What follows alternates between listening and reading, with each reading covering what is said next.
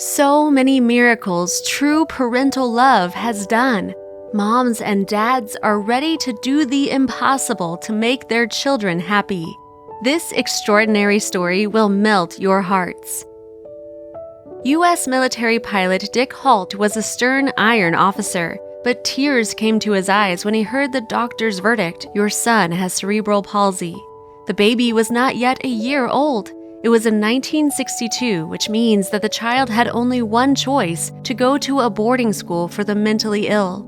The doctor, without choosing words, said that the parents had nothing to wait for, but the father saw the child's meaningful gaze and said firmly, no. During childbirth, the umbilical cord was wrapped around the baby, which completely cut off his oxygen. The baby's brain lost contact with the muscles, and the doctors pronounced the tragic verdict.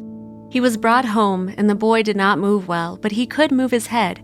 At the age of 7, his mother began to teach her son the alphabet. Everywhere, wherever possible, there were leaflets with the words mom, house, dog, and others. Once a week, Rick was shown to the city hospital. An elderly doctor gave the parents advice to communicate with the boy as if with an ordinary child. The mother and father took him for a walk, studied the alphabet. They believed in their son, and they were ready for anything so that he went to kindergarten, school, could play sports, and work in the future. They went to schools and argued that their child's intellect was normal, only the body did not want to obey. The father found specialists from a well-known university who created an individual modern computer for Rick. The device spoke for the boy. It voiced the phrases that Rick typed with his head. For the sake of this wonderful purchase, the father worked 2 jobs without rest and days off until he saved $6,000. When the parents heard the first words spoken by the computer, they were shocked. It was the name of a hockey team. The mother and father realized that Rick was seriously interested in hockey. The boy showed tenacity and firmness of character. The parents did not show much pity for their son. They did not consider him an invalid. Thanks to this attitude, the boy played hockey, swam, sledged, and played baseball. At the age of 12, Rick was not accepted into school. The offended mother organized a serious campaign for educational reform. She offered a law that allowed thousands of children with such health problems as their son to go to school with other children. 3 years later, Rick's father created Team Halt. The son read about a paralyzed athlete on the internet and asked to arrange a race to show that disability is not a sentence.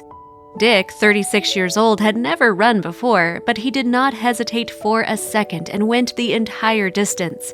The father pushed the wheelchair with his son. He was exhausted from fatigue, but he reached the finish line, albeit not the first one. Then the son said words that will remain in his father's heart for life. "Dad, when I run, it seems to me that I am healthy." The father started working out daily. When his son was taken to school, Dick jogged with a bag of cement, which he pushed in front of him in Rick's chair. In 1981, father and son ran the Boston Marathon. In all the competitions, they came up with interesting ways to pass them together. During the swim, he tied a cable to Rick's belt and put him in a separate boat while he towed him. During the running portion, the father pushed the wheelchair in front of him. In the bicycle race, he put him on a special seat. The father showed real heroism, but Rick was also distinguished by perseverance. He managed to graduate from high school and get a job in a scientific laboratory. He devoted his work to creating programs for the development of people with disabilities. In 1988, an unusual triathlon was held in Hawaii. It was very difficult to persuade the organizers. Everyone feared for the health of the paralyzed man.